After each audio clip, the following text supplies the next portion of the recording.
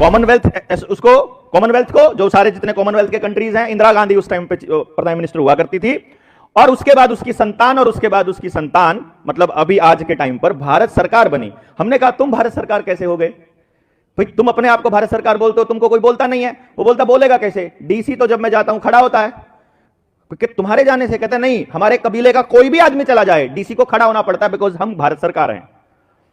तो तुम भारत सरकार हो, तो तुम भी भारत सरकार, तुम भी भारत सरकार, तुम भी भारत सरकार, हां हम सारे भारत सरकार। ऐसा कैसे? बोला देखो, वो लेते हैं तनख्वाह, तनख्वाह के बदले करते हैं काम, वो है नौकर। नौकर को तनख्वाह जो देगा वो मालिक होगा, जिसकी सेवा के लिए उनको बिठाया गया है वही भारत सरकार होगी। भारत सरकार सेवार्थ, OIGS। तो तनख्वाह उसको पावर किसने दी? मैंने दी। उसको बिठाया किसने? मैंने। उसकी सैलरी कहां से आती है? मेरे पैसे से, मेरे टैक्स के पैसे से। मेरा अनाज उगता है तो उसको पैसा मिलता है। मैं उससे कुछ नहीं लेता हूं, मैं उसको देता हूं, और मैं इसलिए भारत सरकार का डिक्लेरेशन मैंने अपना किया। तो ये कौन कौन कर सकता है इस देश के अंदर?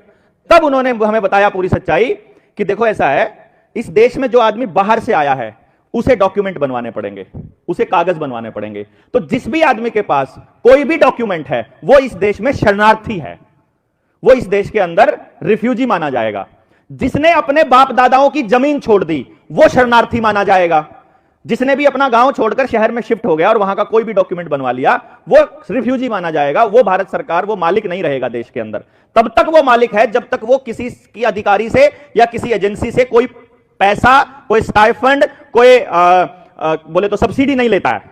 अच्छा, तो ये सब्सिडी इसलिए दी गई थी कि जैसे ही आप लेते हो आप रिफ्यूजी हो जाते हो, जब तक आप दे रहे हो तब तक आप मालिक हो जी।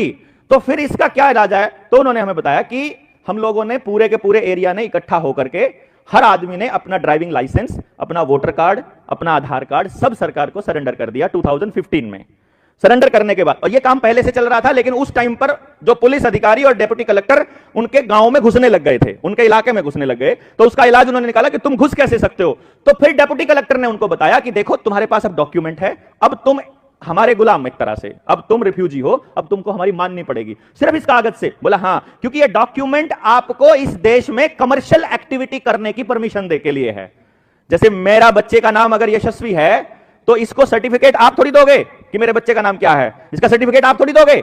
मैं बताऊंगा ना कि ये मेरा बेटा है और इसका नाम क्या है, मैंने जो कह दिया वो फाइनल है। लेकिन यदि यही कागज, यही सर्टिफिकेट मैंने किसी और से ले लिया, जैसे दुकान का सर्टिफिकेट लेते हैं, जैसे कोई फूड सप्लाई का सर्टिफिकेट लेते हैं, जैसे ड्राइविंग लाइसेंस लेते हैं, जैसे गाड़ी का रजिस्ट्रेशन लेते हैं, जैसे घर की रजिस्ट्री कराते हैं, या कोई दूसरा कागज लेते हैं, तो वहां से क्लैरिटी आएगी कि यदि आपने वो डॉक्यूमेंट किसी और से बनाया है तो आपने उसको मालिक मान लिया है।